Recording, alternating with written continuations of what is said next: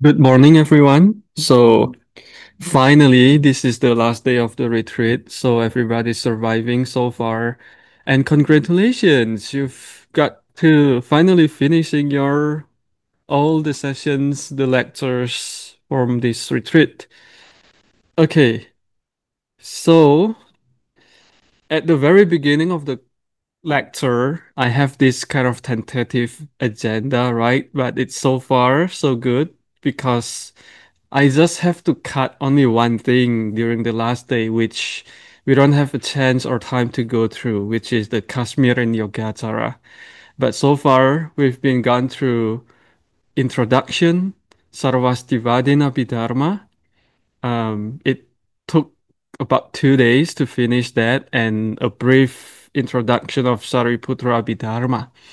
And today we are going to talk about another masters with different approach, which is by using analogy or parable or simile in order to teach the public. So we won't see any discerning of the dharmas, categorization and stuff like that today, right? So, but it doesn't mean that they have a different ideologies. The ideology within the same Abhidharma system is still the same, but just that the way, the technique to teach the audience is different, right? So the Sanskrit term for this kind of master is called Darshtantika, which means parable, and the suffix ika makes it a person, a doer, a person who does the parable, the similes and stuff like that. Um, Before we begin to look at the teaching of the parable masters, there are some introductions that I have to talk about, which are some of the genre in Buddhist texts. So apart from Sutra, Vinaya, Abhidharma, the three canons, in the Buddhist genre texts, we also have what we call Avadana. What is Avadana? It is a legend illustrating Buddhist principles, particularly the workings of karma. Consists of a story of a past life, a story of a present life, and an explanation of the karmic relationship between the two. So these are the kinds of stories that you might usually hear explaining the working of karma, why is someone so pure in this life? Oh, because in the previous life they have done so and so. And then we also have Purva Yoga. Purva means previous or past, and yoga is kind of like the action. So Purva Yoga is kind of like the stories about previous lives. Jataka, which is very famous. Who doesn't know Jataka? I think everyone knows Jataka. It's a story about the previous lives of the Buddha, specifically our Sakyamuni Buddha, when he was a bodhisattva. And then we also have this Darshtantika, refers to the one who uses analogies or similes to explain a given principle for the sake of clarity and accessibility. In the Sarvastivada tradition, Abhidharma masters were primarily focused on doctrinal treatises, while the parable masters were guardians and transmitters of the sutras. So sometimes they are also called the master of sutra because their primary tool to teach Dharma is by basing on the sutras. In the development of Northern Buddhism, the Sarvastivada parable masters made invaluable contributions and deserve special attention. I'll let you know why they made a very special contributions, especially to the Buddhism in East Asia. Within the context of Northern Buddhism, where parable masters were especially active. The terms Avadana, the first genre, and Drishtanta based parable teaching came to be increasingly identified with one another. In the broad transmission of Northern Buddhism, the content of Avadana literature extended beyond the deeds of the Buddhas, Bodhisattvas, and disciples. It also encompassed Jataka tales, prophecies, and even folk stories. In Dharma teaching, monks would cite these narratives as really life examples, transforming them into parables. In this way, parables became the primary tool for popular religious instruction. All right. So, moreover, parables also came to include conditions or causal stories, or 因缘 in Chinese. Though the original meaning of hetu pratyaya, causes and conditions, 因缘 in Chinese, needs no further explanation here. The point is the boundary between parable or 譬喻 in Chinese and cause and condition story 因缘 became fluid and indistinct. They came to represent a composite genre encompassing all forms of biographical narrative and storytelling. So if you look at the propagation of Dharma beyond India proper, as recorded in the Mahavamsa from the southern tradition, we see that King Ashoka, one of the very famous Buddhist king in India, he sent at least 9 missionary monks to different places throughout the India and even outside of the India proper. You know, by India proper, I mean the whole island. And outside of the India proper can include the Sri Lanka island as well as Gandhara religion in the fringe of the northwestern India, right? So it's not the country of India anymore today, but in the past they are all one India. So if you look at these 9, the missionary names are as listed, you can see, and the region thought also in several places in India proper and beyond. But if you take a look at the sutra expounded by this missionary, most of them are Avadanas and one Jataka, right? So if you take a look at the first one, where this missionary propagated the Dharma in Kashmira and Gandhara, they first used the snake parable sutra to convert the people over there, right? Kind of different from me. This is my first time coming here and teaching here in person, but I didn't use any parable.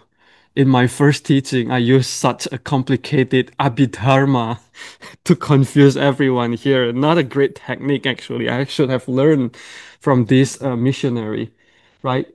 And then the second missionary, they used this Divine Messenger Sutra to teach about the goodness, the wholesome acts. You shouldn't do this, you should do that.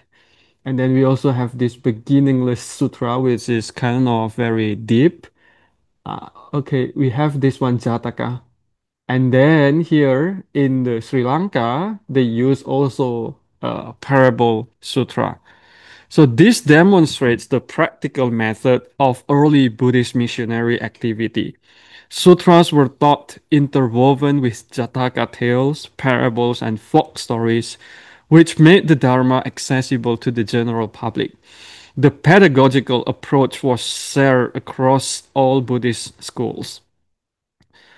However, within the Sarvastivada school, a particular emphasis on popular instruction led to the emergence of a distinct class of specialists known as the parable masters. These masters work still within the doctrinal atmosphere of Abhidharma. Their basis is still mental factors, fivefold framework of Dharma, yet they retain a didactic and illustrative orientation. So if we take a look what they learn at the very first time in Gandhara using this sutra, it's actually recorded in the Pali Nikaya, in the Samyutta Nikaya. And As a matter of fact, this snake, do you know what happens with snake in this year? Yeah, 2025 is the year of the snake. So what does a snake represent, at least in Buddhism? Is it something bad or is it something good, right? What does it mean? Because when we say the three poisons usually it refers to something bad, right? Greed, hatred, and delusion. But what does it mean here? So, okay, let's read through the sutra. It begins with analogy. Remember, we are in the realm of simile, parable. Suppose there were four vipers, lethal, poisonous vipers. Then a person would come along who wants to live and doesn't want to die, who wants to be happy and recoils from pain. They'd say to him, worthy man, here are four lethal poisonous vipers. They must be periodically picked up, washed, fed, and put to sleep. But when one or other of these four poisonous vipers get angry with you, you'll meet with death or deadly pain. So then, worthy man, do what has to be done. I know for some of you, the starting of the sutra is kind of confusing. What's going on here? So let's make it simple.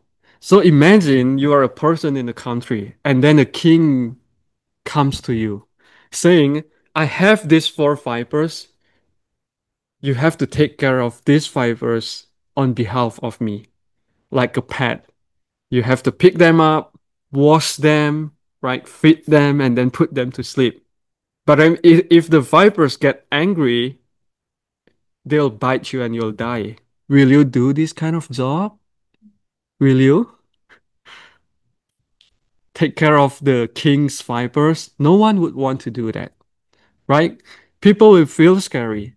That's why the sutra goes on. Then that man terrified of those four poisonous vipers would flee this way or that. He doesn't want to do this kind of job, even by the decree of a king. So the only thing he could do is to escape the country. So here's the journey begin. Then a person said to him that there are five deadly enemies chasing you, thinking when we catch sight of him, we'll murder him right there. So then, worthy man, do what has to be done. So who is speaking here?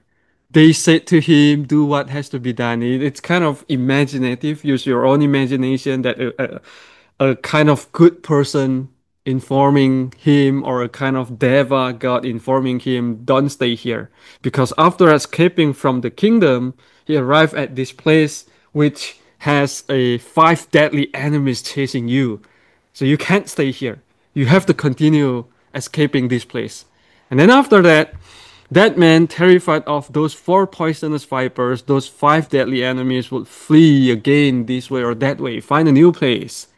Then another man again said to him, worthy man, this place has a sixth hidden killer chasing you with a drawn sword, thinking, when I catch sight of him, I'll chop off his head right there. So then, worthy man, do what has to be done. Again, he has to flee to another place. And then he sees an empty village, but whatever house he enters is vacant, deserted, and empty, and whatever vessels he touches is vacant, hollow, and empty. They said to him, worthy man, there are bandits who raid villages, and they're striking now. So then, worthy man, do what has to be done. And then he has to go away again.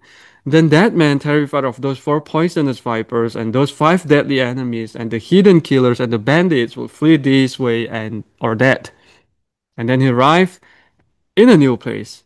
He'd see a large village whose near shore is dubious and perilous, so near the river, right? While the far shore is sanctuary free of peril, but there's no ferry boat or bridge for crossing over. Then that man thought, why don't I gather grass, sticks, branches, and leaves and make a raft? Riding on the raft and paddling with my hands and feet, I can safely reach the far shore. And finally, That man did exactly that, having crossed over and gone beyond. The Brahmin stands on the far shore. I've made up this simile to make a point, and this is the point. So, what's the point the Buddha is talking about here? We have a lot of quote unquote things, right? So, um, the parable masters also teach us to analyze whatever sutra that we read and whatever teaching or similes that are given by the teacher to us.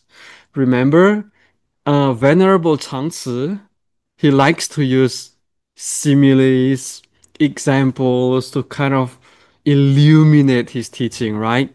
So then when we hear this kind of similes, we have to do the next step, which is to associate the things with the ideas. So what are the four fibers represent here? So in summary, the four fibers represent the four great elements. And these associations only work if you understand the story, if you understand the framework. Are you all clear with the story here? The four fibers is the are the animals that a man have to take care of, right? So these four great elements in Buddhism is our body actually. Our own body consists of fire, water, wind, and earth element, which is our material form. We have to take care of them, feed them, wash them, and even put them to sleep. Even while sitting and listening to the Dharma, we sometimes want to put them to sleep. So, these four fibers is actually, or this body is actually like a snake.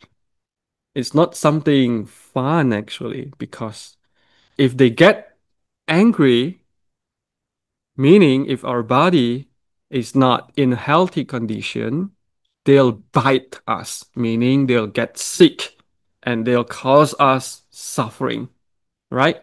And then the next one, the five murderous enemies after he leave that kingdom into a new place.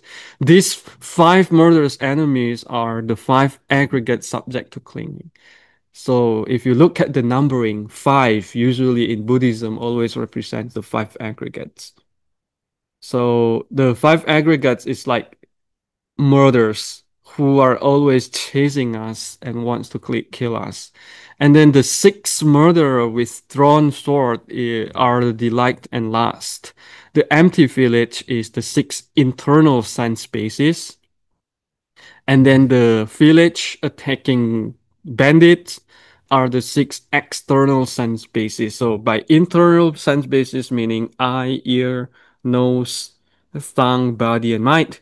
By external sense bases, meaning their objects, their respective objects, which are the sight, sound, smell, taste, and bodily object or bodily touch. And then we also have the great expanse of water, which are the four floods. So we have a new term here, four floods referring to sensuality, existence, views, and ignorance. The dangerous near shore is the identity, the substantial view of the self. The safe for the store is nirvana, typical, right?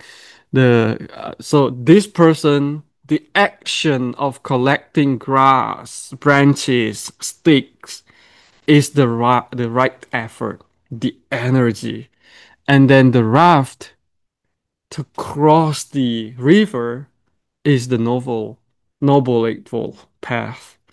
And then after the crossing over, it means one has attained arahantship.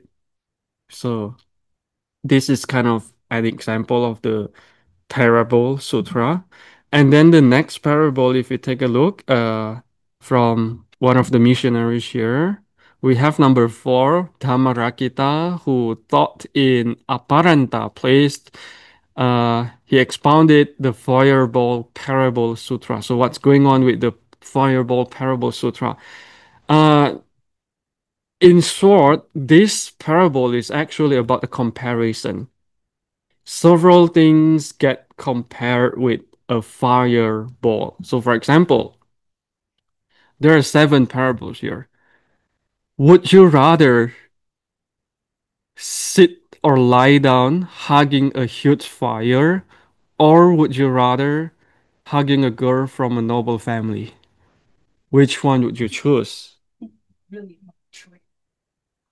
So this is the question by the Buddha to his disciple. And the disciple answers, I'd rather hugging a girl from a noble family because hugging a huge fire is kind of a pain, right?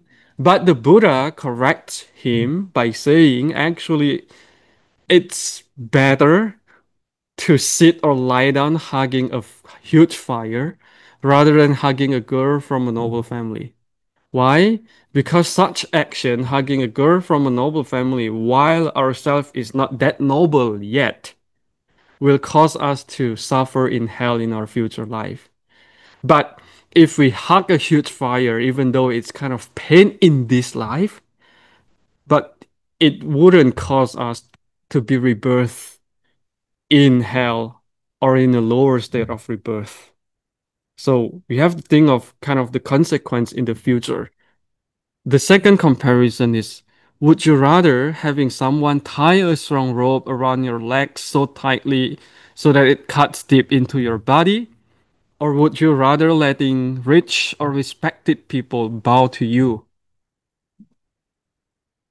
And his disciple answers the second one, letting rich people bow to you because who wants to get torture in this way? But the Buddha says actually it's better to suffer and be tortured in the first way rather than doing the second way, right? Because we are harming our merit and we are not qualified to receive uh, respect and bow from a noble person that will cause us to be suffering in the next life. The third comparison is, would you rather be stabbed in the chest with sharp sword or be referred by respected people? Again, the Buddha says, of course, the first one is better because it wouldn't cause you to suffer in hell in the next life. The fourth comparison is, would you rather be wrapped in a hot iron or to wear a robe offered by a noble Brahmin? The answer is the first one. You see, why is the option here? Why is the comparison here? You get the sense, right? And then the fifth one is to swallow hot iron ball or to enjoy alms food given by a noble Brahmin. Of course, the first one. To sit on hot iron bed or to enjoy beds given by a noble Brahmin. Of course, the first one. To be grabbed and thrown into hot copper pot or to live in a home offered by a noble Brahmin. So it's kind of qualification matter here. When we are not in that level yet, but then still received offering reference by those who are noble, it's kind of absurd, right? Because we are not qualified to do that. It will harm us in the next life, even though it's kind of satisfying in this life, right? But if you think about the future consequence, it's gonna be so harmful. That's why the Buddha wants us to think not just only about the pleasure in this life, right? It's very comfortable to do all the second thing while avoiding the first one, but for the long-term consequence, it actually be more harmful if we do the second one. And then we also have a lot of parables or metaphor from our Abhidharma text, Mahavipasa. So I'll only pick two, the last two, the woman analogy and the narrow path metaphor. So what is it about the simile of the woman? Let's see.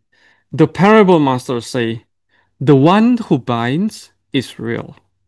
That which is bound is false. The person or self, Pudgala, is also false. So we have the subject and object matter here. This what this master is saying is the subject, the doer is real, but the object is false. It's illusion. Can you understand this statement? No, right? That's why the parable masters know that you wouldn't understand the statement. That's why the next step is they're making a simile for us to understand. Let's see the simile. So there's a person asks, why do they say that which is bound is false? Why do they say that the object is false? Because the object of defilement and non-defilement is not determinate. Thus, we know the object is not real. Okay, go straight to the simile. Suppose there is a beautiful woman, richly adorned in various ways, who enters a public assembly. Some see her and give rise to respect. Some see her and give rise to lust. Some see her and give rise to anger. Some see her and give rise to jealousy. Some see her and give rise to revulsion. Some see her and give rise to sorrow. Some see her and give rise to equanimity. What's with all different kinds of reactions here? If the object is real, there must be only one reaction, right? So then it means, let's see. So the sons see her and give rise to respect. The addicted to desire see her and give rise to lust. Those filled with enmity and resentment see her and give rise to anger. Those who share the same husband see her and give rise to jealousy. Those who have cultivated meditation on impurity see her and give rise to revulsion. Those sages who are free from desire see her and give rise to pity, reflecting this beautiful form will soon be destroyed by impermanence. The arhats, upon seeing her, give rise to equanimity. They don't have any differences in their mind anymore. Therefore, one should know the object has no real substance. Does it ring a bell to which school of Buddhism to you is this? Yogacara. What matters is all about our mind. The way we perceive something is real. But the object, the external objects are all unreal. Right? That's why we have different perception, not because of the object itself, but because of our mind. Depending on our own characteristics, right? Depending on our own tendency, our own mental states at the moment. So if you're in the bad mood, even if someone's smiling at you, you'll still be angry at them, right? You still not feel very happy. If you're in a good mood, any kind of bad situations wouldn't bother you at all. You're still happy all the day. So the situation, the environment doesn't really matter.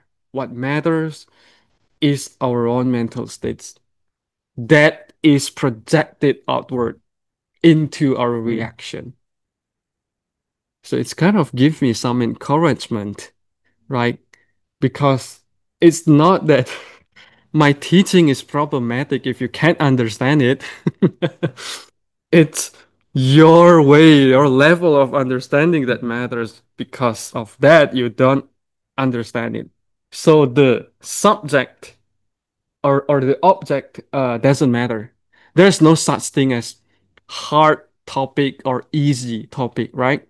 Hard or easy, right or wrong is all dependent on you, on oneself. And then the second simile is the simile of the path. What does it say? The parable masters say mind and mental factors arise in succession. The great elders say each mind and mental factor arises one by one. It's like a narrow road. Even two people cannot walk side by side. How much less could many do so?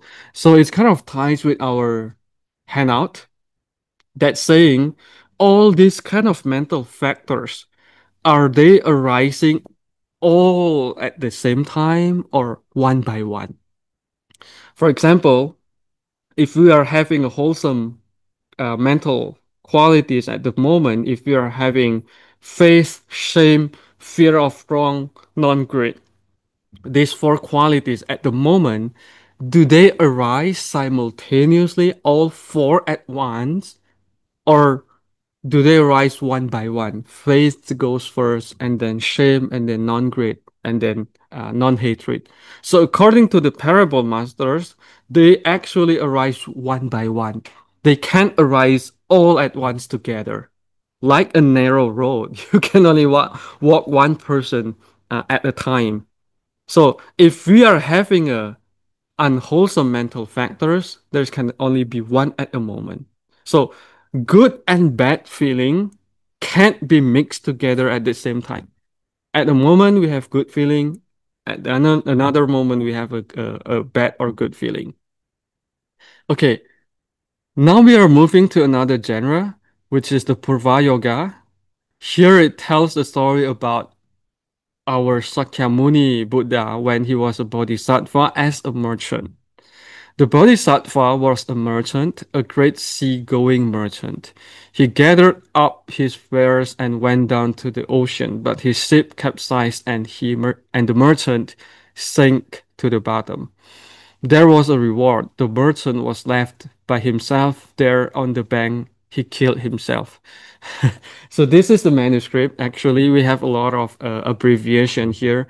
So actually, what happening here is that when the ship sinks at the bottom of the ocean, the merchant, which was the bodhisattva, tells his friend, "Have no fear, my friends. If the ship sinks, hold onto my neck, and I'll rescue you." He tied his precious jewels to his side. Then the ship sank. The merchants held on to this merchant's neck, and then this merchant brought them to the shore, but he was so weary that he was barely alive. Once they reached land, they let go of him, and he died in utter exhaustion. They saw the precious jewels tied to his side. They took them and went on their way.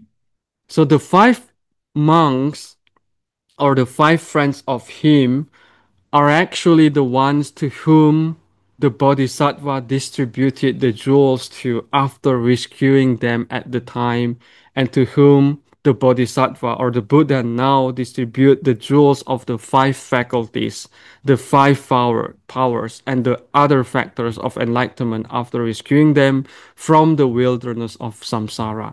So this is kind of the previous story of the Buddha and his disciple. The Buddha was once helped them during this tragedy, and then now during this present lifetime, the Buddha also helps them by teaching them this kind of dharmas. Okay, extended application of the parables, not only about story, right? So this parable master uses concrete examples as analogies to inspire faith in morality and nirvana. This was the distinctive feature of popular religious teachers. The center of this teaching movement was in Gandhara. There, this mode of teaching intertwined with the flourishing Gandharan art, if you're familiar with that, giving rise to a northern Buddhism that harmonized intellectual rigor and emotional appeal.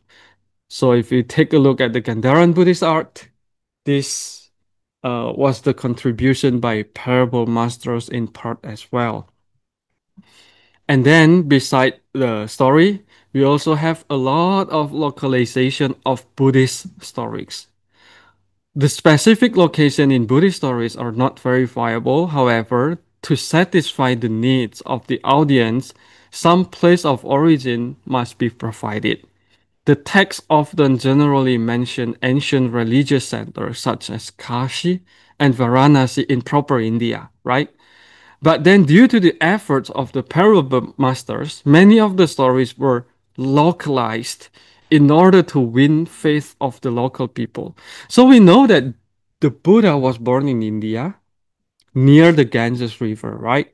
But then throughout the history of Buddhism, throughout all the sutras, we oftentimes find that these stories take place in Gandhara, outside of the India proper, outside of the region where the Buddha taught. Why was that happening? Because of this kind of method by localizing the teaching. right? So if we want to use the same method here in the US, maybe we can create a story that the Buddha ever visited New Jersey. So this was kind of the method that the parable masters used in Gandhara to win faith of the local people. Wow, so this place is sacred. So some Jataka is placed in Gandhara. This is evident throughout the Jataka story. CB Jataka and Shanti Rishi Jataka, also types of Jatakas, are located in Udyana. Chandra Prabha Jataka is found in Taxila. So all these places are within the greater Gandhara. The second one is the traces of the Buddha's activities.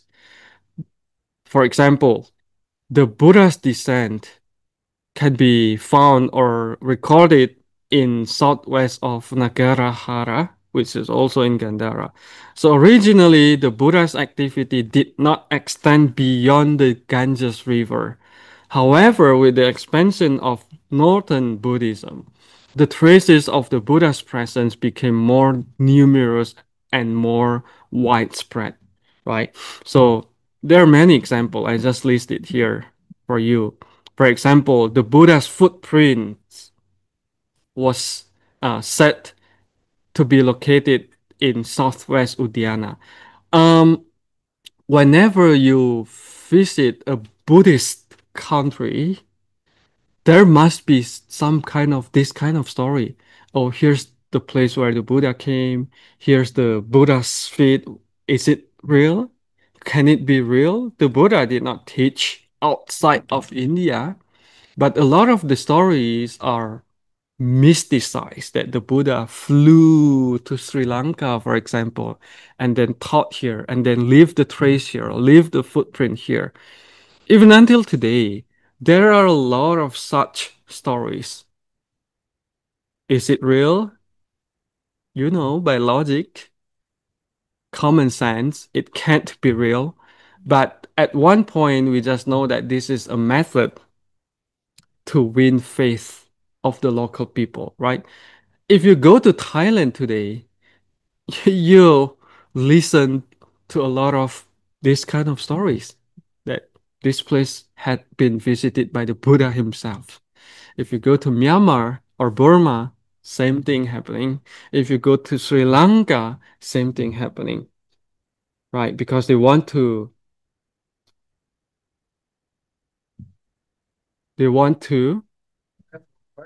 right, right. But why is there no such story in the United States? Getting money. Part of it is because in the previous time, in the very ancient time, there were no Buddhist teachers in here. It's mainly a Christian land, right? But then at the very beginning in Thailand, Sri Lanka, Burma, and Laos, Cambodia, those are Buddhist countries in the very beginning. So a lot of the folk stories were created at the very beginning when the Buddhism flourished there. Okay, here's some map of this is northwestern India in Gandhara, Greater Gandhara. So uh, the place that are mentioned in the sutra is actually can be found in on the maps. It's a real place. And then we also have literalization and musicalization. Huh. So not only the stories and parables, and then they make it into art. We have the three opening practice, especially during our liturgy, praising the three jewels, reciting the scripture or sutra, chanting the dedicatory verses and vows. So this is what makes East Asian Buddhism, especially Chinese Buddhism today, that we have the standard Chinese ritual that you've attended every morning and evening, consisting of first sutra recitation, and then there is Dharma talk, and then there's recitation of the Buddha's name. Yeah, it's kind of originated from these parable masters. Okay, We are moving quick to the thought of the parable masters. What are they different with the Abhidharma master? First, they emphasize clarity. So they disagree with Sarvastivadin's idea of simultaneously arising of different types, as you've seen in the previous parable of narrow road. There's only one mental factor at a time through a rapid process of succession. And then they also disagree with the idea that all exist three times mind matter reflections equals dreams magical creation, which give rise to dissociated formation, one of the fivefold taxonomy, because dissociated formations have no real entity. The second one, they emphasize equivalence. They disagree with the existence of formless RAM, RAM without perception, and RAM without mind, right? Their argument is just like the body and mind are inseparable. In Buddhism, usually, especially from the Sarvastivadin sect, they believe such a kind as formless realm in which the being there has no body. But according to parable masters, no, no, no, no, no. Mind and body are inseparable. If you want to call this a being, there must be a body and mind. And then they also disagree with the three distinctions of applied and sustained thought, both, either one, or without both. Their argument is that all realms have both applied and sustained thought. This is kind of related to the practice of samadhi. It's very technical, yeah. And they disagree with the notion of karma with obstruction but indeterminate in the higher realms, and maintain that karma can only be divided as good, bad, or neutral. There's nothing such as obstruction, but indeterminate. This is a technical term. I don't know if you've gone over this last year when you studied the five vehicles chapter about karma. And then they lean toward idealism. Sarvastivadin places karma in both manifest and non-manifest forms. This is again about the discussion of karma. But the parable masters maintain, apart from volition, there is no distinct cause or of karmic maturation. Thus, karma is mental factor. Let me frame it like this. If I ask you, is karma a mental factor? Is karma mind or material? What's the question again? Is karma mental or material? Does it belong to one of the mental factors or does it belong to a material thing? It's hard, right? Where would you place karma? If you say both, then you are aligning yourself with Sarvastivadin. There. So, according to the parable masters, karma is mental factor. Right. So, but we don't see any karma in our mental factors table across three systems. So, where does karma belong to? It actually belongs under number four, general universal volition. If you still remember what's the definition of karma, volition is karma. Whatever we do on purpose is karma. Whatever we do not on purpose is not considered karma. So if one accidentally killing an ant or any animals, insects, do you have karma? Technically, no, because there's no purpose or volition in it. Patricia, you have any question? I mean, wouldn't it be above this classification? Uh, It applies to absolutely everything. Everything, yes. That's why it's under general universal, right? The mental factor is general universal. It's always there. These five, contact, feeling, perception, volition, attention, are always exist in every situation for every single being. Okay. In independent origination, where is come? The second one. That will be relation of formation. Yes, for volition again, right? Um, Yeah. like, Skip forward to the conclusions. So, to recap everything, we are near the end now. It's not matrika or just listing. It's not question and answer. It's not just analysis. But what is the origin of Abhidharma? It's all about classification with regard to factors or dharma. For example, the framework of fivefold taxonomy. That is the beginning of Abhidharma.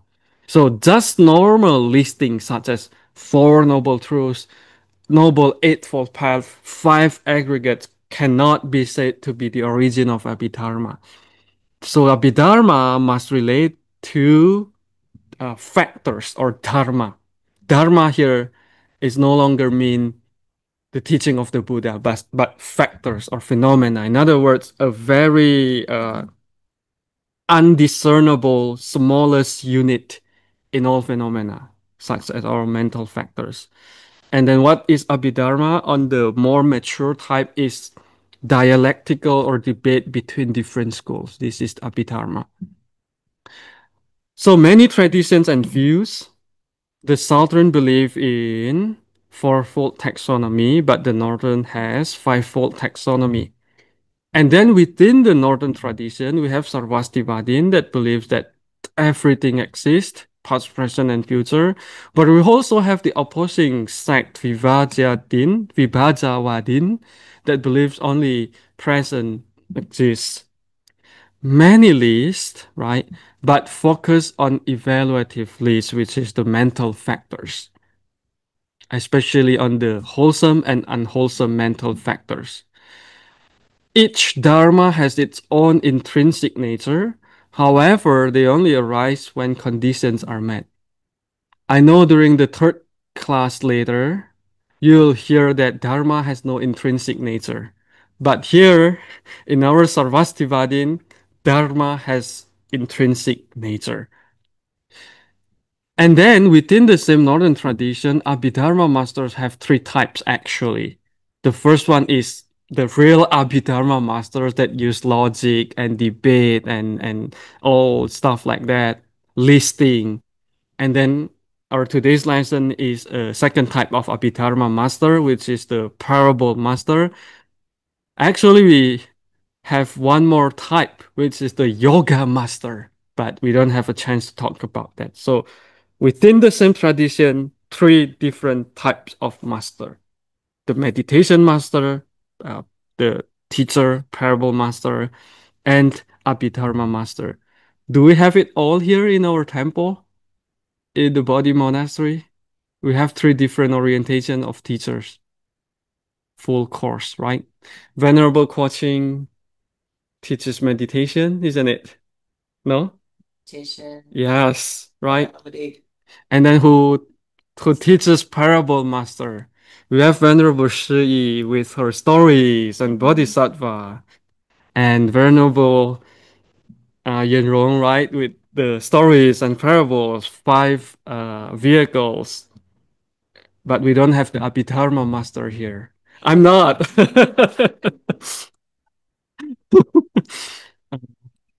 No, no, no. Believe me, there's more wiser sound than me. And then, yeah, from the parable masters, we learn that everyday life is dharma and dharma is everyday life. So, for example, when we see a snake, we immediately connect with the dharma seen as aggregates or poisons. When we see fire, we think of it as less scary than accumulating bad karma, as in the Fireball Parable Sutra. When we see a woman or a man, we know that our perception shapes our preference, like in the simile of woman we've just seen. Yet, the core concept remains. What is that? Everything exists.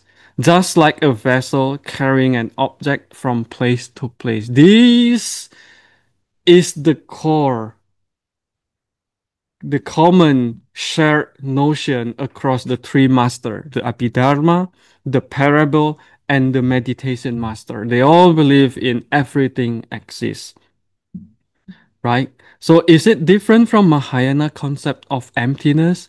Actually, no. In Mahaprajna Paramita Sastra, it says that first analyze all dharmas, then teach ultimate emptiness. In other words, the analyzing or discerning of dharmas here is the abhidharma lesson.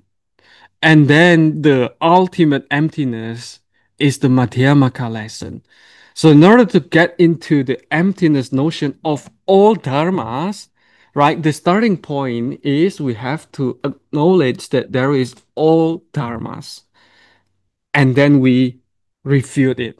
So we learn all of this just to refute them all. Isn't that our life?